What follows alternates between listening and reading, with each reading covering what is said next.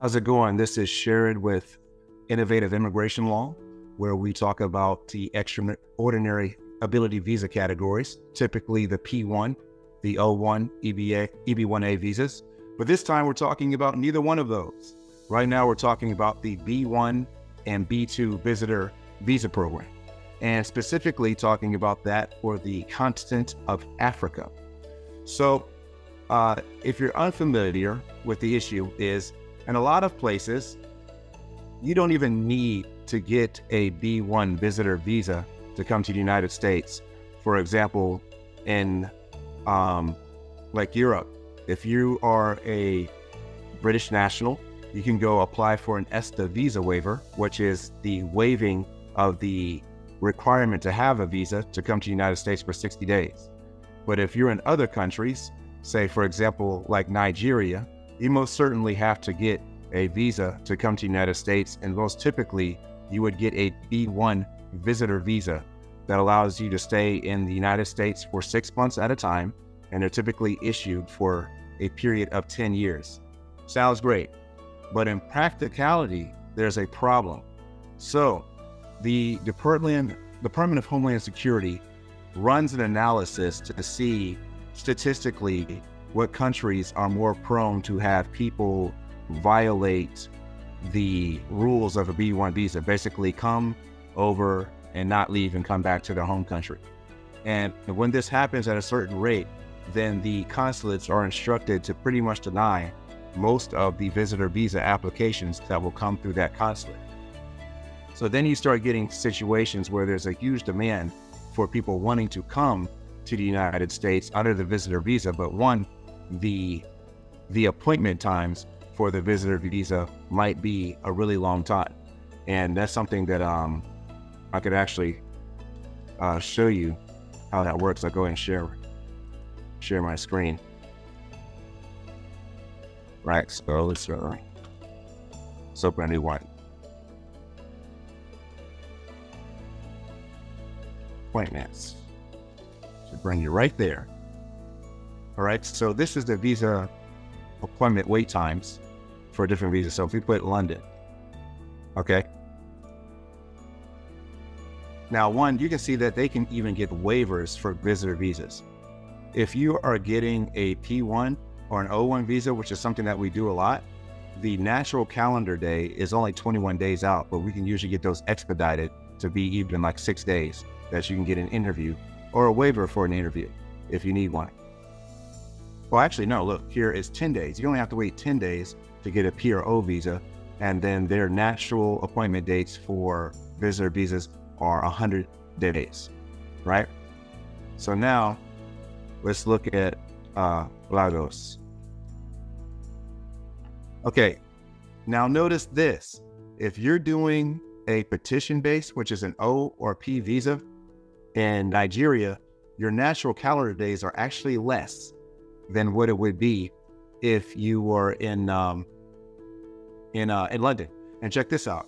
If you do an interview waiver, which means you have a situation where you don't even need an interview, that would be if you've already traveled to the United States and have a B1 visa, or if you're renewing a visa you already have, like a P or O, then you don't have to even go to the consulate. You'll send your passport there with your paperwork. They will pass it, stamp it, and let you come pick it up in the next day.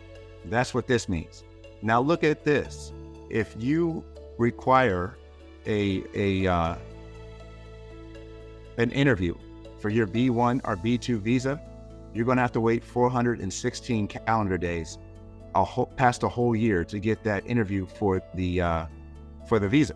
Now, can you imagine if you go and do that and then they just deny you? Because that's what happens to the majority of the visa applications for B1 that go to countries that are deemed high risk for people abusing the process. Now, you might have seen that it says there's only a 5 calendar wait day to see if you don't need a visitor waiver. And the reason that will be is because you've already exhibited that you can use the visa for 10 years and not abuse it. So that way they kind of give a preconceived notion that everything is fine unless they do a check and see that maybe you got into a crime or some type of situation like lost a passport that would trigger them to ask you to come back in. And they don't automatically just give you a visitor waiver. There's certain things that trigger them to say that you can ask for it.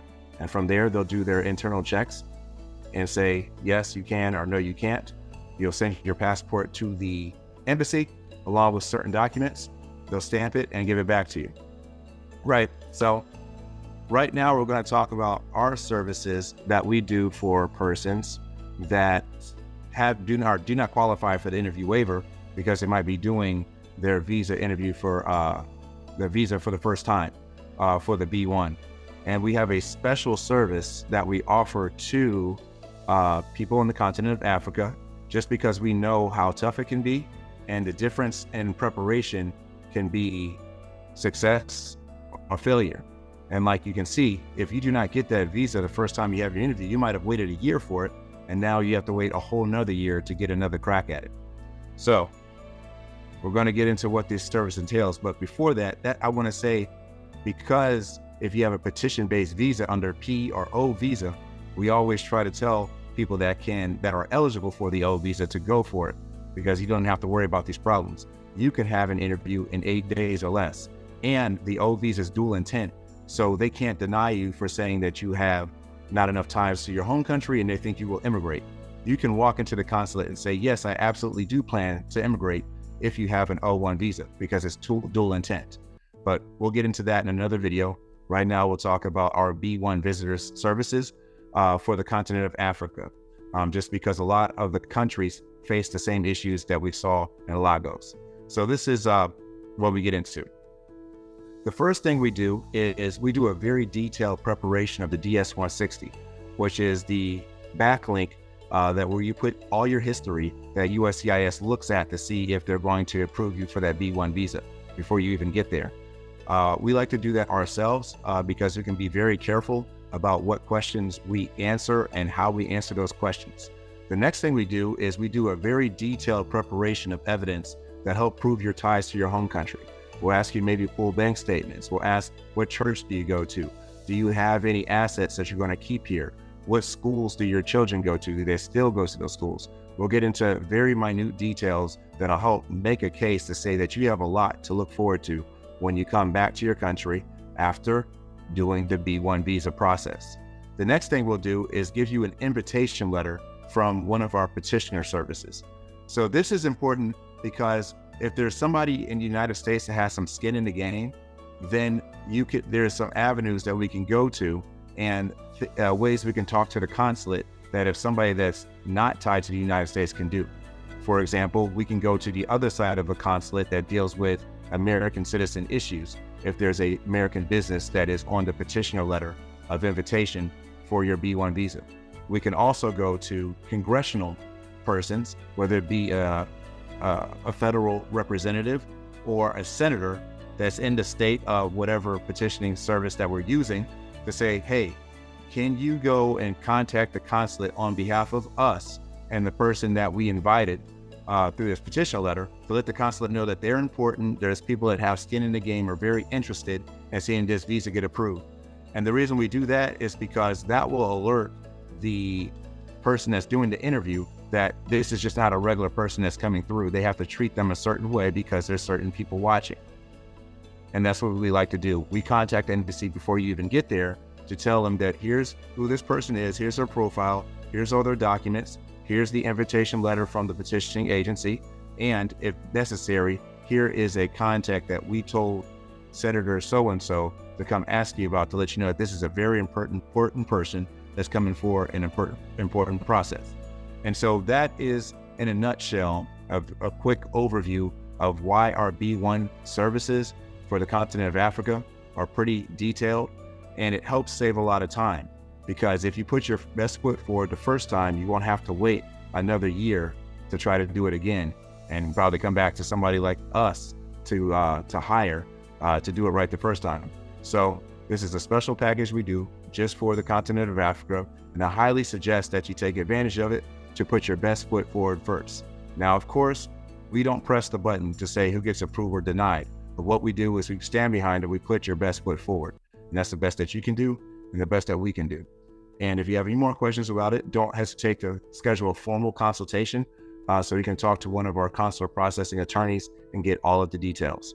Thank you very much. Have a great day.